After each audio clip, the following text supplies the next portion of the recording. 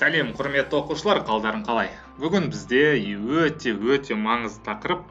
Яғни біз бүгін функцияның алғашқы функциясын қалай есептеу керек. Міне осымен танысатын боламыз. Өткен жол сабақтарда біз білеміз, функцияның туындысын табатынбыз. Енді соған кері амал ол бізде алғашқы функцияны анықтау. Демек, біз кез келген функцияның алғашқы функциясын анықтай алады екенбіз. Ол үшін кейбір формулаларды, яғни кейбір ережелерді интегралдау ережелерін білуіміз қажет. Міне қазір соған тоқталып өтейік. Егер біздің функциямыз ең алдымен дәрежелік функция болса, x-ның n дәрежесі болса, одан алғашқы функция алу үшін алдына мындай интеграл белгісін қойып қоямыз. Яғни осыны интегралдаған кезде былай dx тұратын болса, бізде онда осыдан алғашқы функция не істеу керек? Табылу керек деген сөз. Ол кезде біз x-ның n дәрежесіне бірді қосамыз, сол қосылған нәтижені бөліміне де жазамыз. Оған жай ғана бір с толықтауыш санын қосады екенбіз. Міне бар жоғы осы. Жақсы. Енді келесі, бұл біріншісі, екіншісі. Бір бөлінген x функциясы болса, яғни оны интегралдаған кезде, ол кезде бізде оның алғашқы функциясы ln модуль x қосылған с болады. Яғни мына жерде ln x қосылған с болып жазылады екен. Ал енді былай істек, егер де мысалы бізде былай болуы мүмкін, бір бөлінген x емес, бір бөлінген 2x болуы мүмкін. Сол кезде біз 2-ден 1-ді интегралдың алдына шығарып жібереміз. Сол кезде ол былай алдына шығалады. Сол кезде ішінде бір бөлінген x, dx қаласады. Ал мынадан қайтадан не шығады? ln x қосылған с шыға береді екен. Түсінікті ғой. Соңында жай ғана 2-ден 1 алдына көбейтіле салады екен. Келесіне көшейік. Келесі бізде мынадай екен. 1 бөлінген 1 плюс x квадрат болса dx. Ол кезде сендер оны не істейсіңдер? Оны мына түрде жазасыңдар. Арктангенс x қосылған с деп жазасыңдар. Яғни x айнымалысының орнына арктангенс x қосылу с-ны жазуға болады. Келесі бізде 1 бөлінген түбір астында 1 минус x квадрат. Және де осыдан алғашқы функциясын тапқан кезде ол бізде керісінше арк синус x плюс с болады. Арк синус x қосылған с болады екен. Келесі бізде енді көрсеткіштік функция, яғни дәреже көрсеткіші белгісі айнымалы болып келетін. Мысалы, a-ның x дәрежесі dx болатын болса, міне осыдан қалай интеграл аламыз? Интегралдаймыз осыны қалай? Оны интегралдаған кезде ол a-ның x дәрежесі өзі толықтай жазылады, бөліміне ln a түрінде жазыла салады. ln a болып жазылады екен. И қосылған с. Мінекей қосылған с болады. Келесі біз жазайық. Мысалы, мынадай, енді тригонометриялық функция. Бірақ одан алдын мынаны жазып кету керек бізге. E-ның x дәрежесі dx болса, онда оның алғашқы функциясы E-ның x дәрежесі қосылған с болады. Ал енді мен мынаны айтып кетейін. Егер функциядағы коэффициент, яғни белгісіз айнымалының алдында коэффициент болса, ол оның алдына кері болып түседі. Мысалы, E-ның 2x дәрежесінен біз интеграл алатын болсақ, dx. Туындалған кезде естерінде ма? 2x болғанда алдына 2 түсетіне де 2x-тан туындалып. Енді интеграл болғанда сол 2 түспейді, ол керісінше болады. 2-ден 1 болып түседі. Сонда ол бізде болады 2-ден 1 E-ның 2x дәрежесі қосылған с болады. Көрдіңдер ғой, алдына 2-ден 1 болып түседі екен. Бар жоқ осы. Так, әрі қарай кеттік. Енді тригонометриялық функциялардан, яғни синус x-тан. Синус x-тан интегралды алғашқы функциясын табатын болсақ, ол минус косинус x қосылған с болады. Егер неде синус 2x болғанда, онда алдына сол 2-ні 2-ден 1 косинус 2x деп жазатын едік. Келесі косинус x dx болса, онда оның алғашқы функциясы жай ғана синус x қосылған с болады екен. Мінекей дәл осылай. Ал келесі енді 1 бөлінген косинус квадрат x dx. Яғни бұл оның алғашқы функциясы бізде тангенс x қосылған с. ал 1 бөлінген, яғни синус квадрат x болса, tx тең ол минус котангенс x қосылған с болады. Яғни міне осындай маңызды формула жазып алуға болады. Яғни қазір мынаны скрин жасап жазып алсаңдар болады. Келесі тағы да бірнеше формулалар бар, соларды айтып өтейін. Егер де 1 бөлінген қандай да бір белгісіз айнымалының квадраты азайтылған бір санның квадраты болса, міне соны интегралдаған кезде оның мәні болады бізде 1 бөлінген 2a. Былай жазасыңдар мына жаққа ln x минус a бөлінген x қосылу a, және де модульді жабамыз, және де оған қандай да бір с саны қосылады. Мінекей. Келесі дәл осындай болсын, бірақ 1 бөлінген енді x квадрат қосылған a квадрат болсын. Мұнда да x қалып кетті ғой. Ол бізде тең болады 1 бөлінген a, мұнда арктангенс x бөлінген a қосылған с екен. Мінекей бұл бізде негізгі формула, және де мына бір формула қалып кетпесін, соны жазсақ, 1 бөлінген түбір астында a квадрат минус x квадрат. a квадрат минус x квадрат, және мұнда dx тапты. Міне оның алғашқы функциясы бізде арксинус x бөлінген аға тең екен, плюс с деп қоямыз. Мінекей бар жоғы осы екен. Так, жақсы. Енді әрине формулалар олар кез келген жерден сендер таба аласыңдар, бірақ оны қалай есеп шығарғанда қолданамыз. Міне осыған тоқталайық. Мысалы, бастайық мынандай функциядан бастап. Барлығын интегралдап алғашқы функциясын табайық. Мысалы, бізде синус 2x минус 1 dx болсын. Міне осы функцияның алғашқы функциясын табайық. Ол кезде біз жаңа айттық, синус альфаныкі синус x қандай болды? Минус косинус болды, дұрыс па? Значит, минус косинус 2x минус 1 деп жазамыз. И жаңа айттым сендерге, мында 2x болған кезде x-тің алдында тұрған сан кері болып алдына түседі. 2 ма, значит, алдына тағы да 2-ден 1 болып келеді сол. Сонда жауабы минус 2-ден 1 косинус 2x минус 1 плюс с болады екен. Кетті. Келесі бізде мынандай болсын. 4 бөлінген косинус квадрат 3x болсын, иә? Біз жаңа айттық. Бұлай жазайық. dx деп қояйық. Енді қараңдар. Мысалы, мынандай нәрсе бар. Мына 4 көбейтіліп тұр ғой. 4 көбейтіліп тұрғандықтан мына бөлшекке оны алдына шығарып тастауға болады. Сонда 4 көбейтілген мұнда 1 бөлінген косинус квадрат 3x қалады. Мұнда dx деп қояйық. Неге? Өйткені 4-ті қайтадан көбейтсек, ол алымына түседі деген сөз. Енді қараңдар. Біз жаңа айтқанбыз, 1 бөлінген косинус квадрат x болса, оның алғашқы функциясы не болады деп айттық? Ол бізде тангенс x плюс с болады деді. Демек, қараңдар, 1 бөлінген косинус квадрат болғанда ол тангенс x болады недегі. Демек, бізде мына жерде 4 көбейтілген тангенс 3x болады. Неге? Өйткені косинус x болған кезде мұнда тангенс x болады, косинус 3x болып тұр ғой енді. Значит, мұнда да тангенс 3x болады екен. Түсінікті ме? И жаңа қараңдар, енді x-тің алдында ештеңе жоқ еді бұл жерде. Ал бізде енді x-тің алдында 3 тұр. Ол алдына 3-ден 1 болып барады. Міне, соны ұмытпаймыз. Басқа ешқандай бір айырмашылығы жоқ. Плюс с. Енді 3-ті 4-ке көбейтсеңдер тең 3-ден 4 тангенс 3x плюс с. Болды, бар жоқ осы. Әрі қарай жалғастырайық. Так, келесі бізде былай болсын. 2 синус x бөлінген 3. Дәл осы болсыншы. 2 синус x бөлінген 3 функциясынан алғашқы функциясын табу керек. Ол үшін не істейміз? 2 алдында тұра береді, ештеңе етпейді. Бұл коэффициент.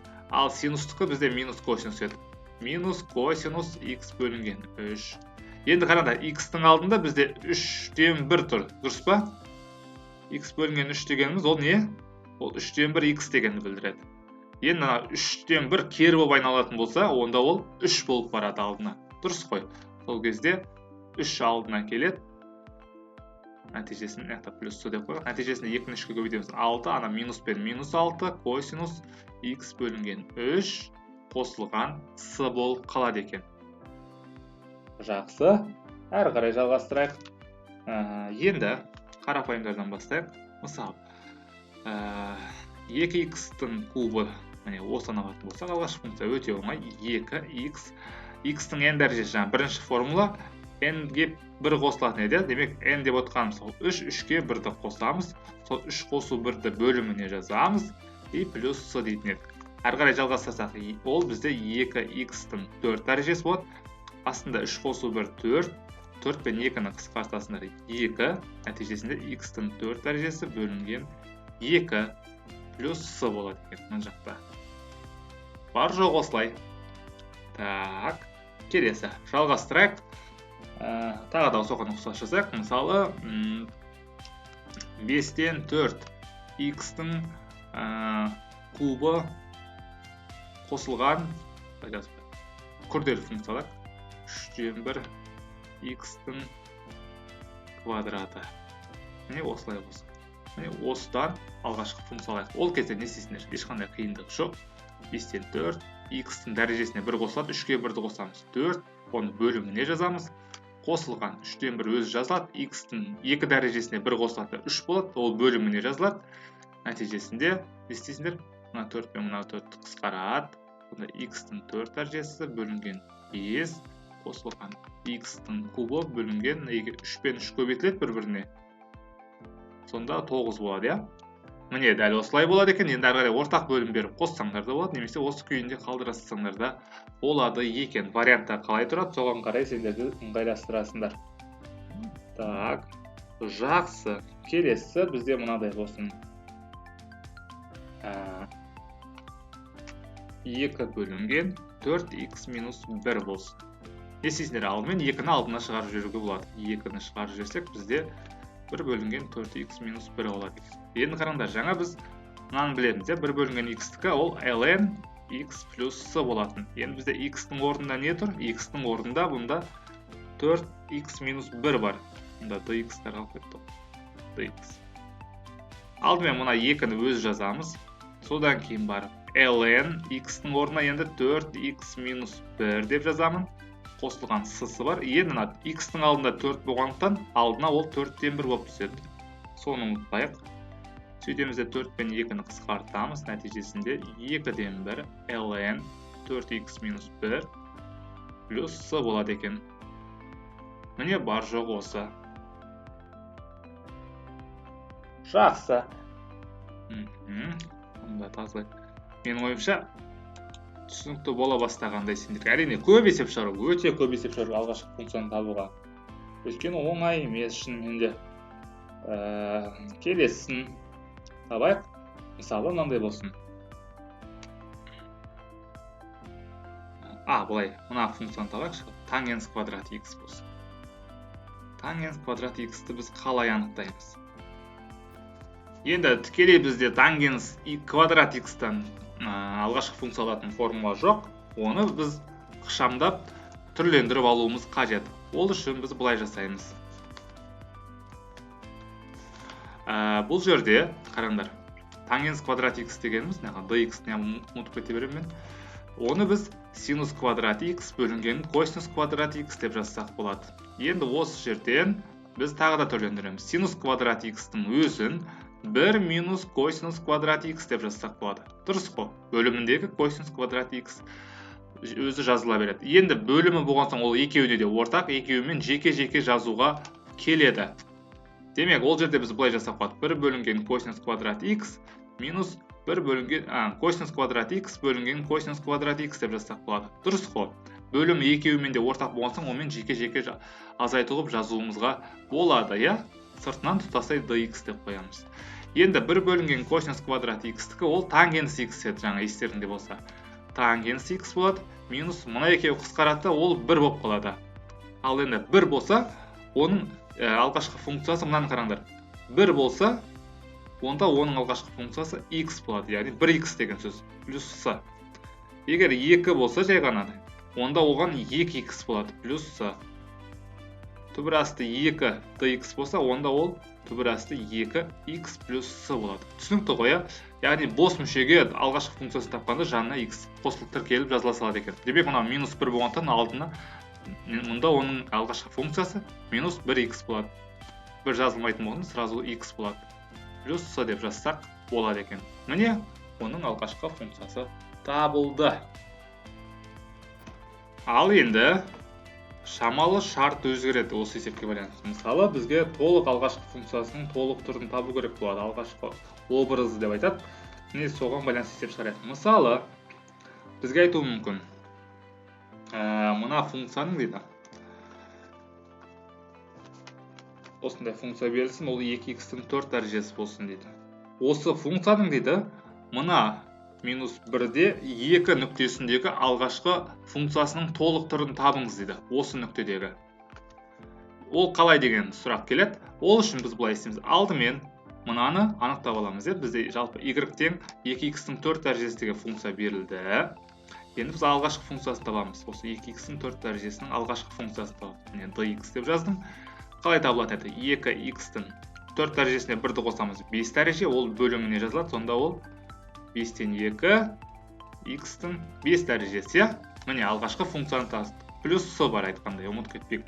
Сонда бізде алғашқы функциямыз y тең 5-тен 2 x-тің 5 дәрежесі плюс с болды. Енді толық түрін табу үшін бізге мынау с-ны да анықтап алу керек. Оны анықтау үшін не істейміз? Мұнда берген екі нүктені қараймыз. Оның біріншісі x, екіншісі y екенін сендер 6-шы класстан бастап білесіңдер. Демек x-тің орнына минус 1-ді, y-тің орнына 2-ні қойып, с-ны табамыз. Кеттік, y-тің орнына мен 2-ні қоямын. Міне тең 5-тен 2 көбейтілген минус 1-дің 5 дәрежесі плюс с. Орындарына қойдым ғой, енді есептейміз. 2 тең минус 1-дің 5 дәрежесі минус 1-дің өзі болады. Оны мына 5-тен 2 көбейтсек минус 5-тен 2 плюс с болады. С-ны табу үшін 2-ге минус 5-тен 2-ні қосуымыз керек. Сонда 2 қосылған 5-тен 2 нәтижесінде с тең 2,5-тен 2. Немесе оны ондық бөлшекке айналдырсақ 2,4 болады екен. Сонда оның жауабы былай жазасыңдар. Y тең 5-тен 2 x-тің 5 дәрежесі міне қарайтын болсаңдар. Плюс с-ның орнына осы 2,5-тен 2-ні жазасыңдар. Міне болды. Міне мынау жалпы түрі бізде. Алғашқы функцияның жалпы түрі. Келесіне көшейік. Мысалда осыған ұқсас болсын. Мысалы берген функция ол синус 2x болсын.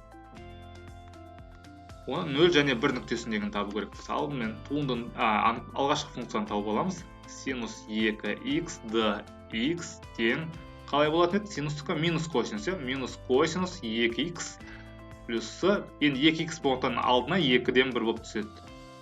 Міне осы болады екен. Демек бізде мынандай шықты. Y тең минус 2-ден 1 косинус 2x плюс с шықты. Енді x-тің орнына 0, y-тің орнына 1-ді қоямыз. Сонда мынау y-тің орнына 1-ді қойдық. Ал тең минус 2-ден 1 косинус 2-ні 0-ге көбейтсек 0 градус шығады. Косинус 0 градус плюс с. Косинус 0-де неге тең? Косинус 0-де 1-ге тең балалар. Ұмытпайсыңдар ма? Так, сонда 1 тең минус 2-ден 1 көбейтілген 1 қосылған с болады.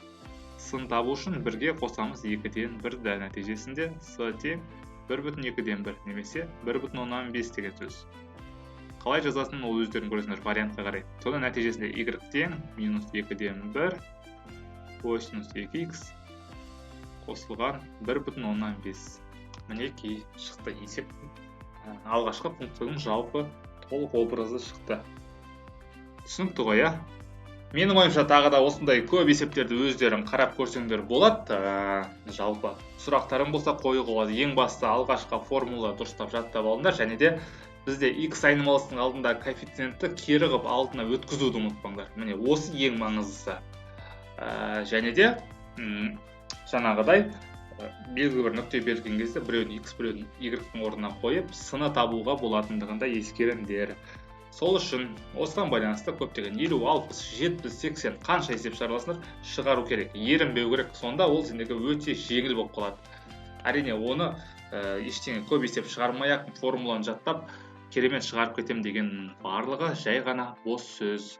сондықтан көбірек есеп шығару керек. Кім көп есеп шығарады, сол жылдам әрі дұрыс шығаруға әбден дағдыланады екен. Олай болса, сұрақтарың болса тағы да қоя жатасыңдар. Мен сендермен келесі сабаққа дейін қоштасам. Сау болыңдар.